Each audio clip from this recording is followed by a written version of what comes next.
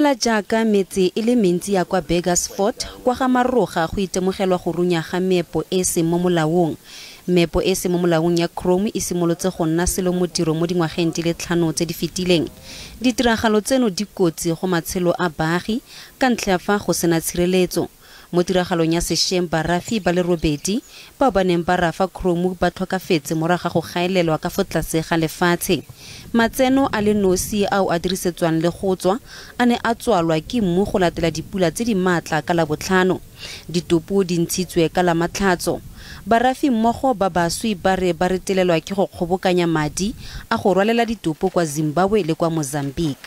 That's why I see right now no one is working. We're standing.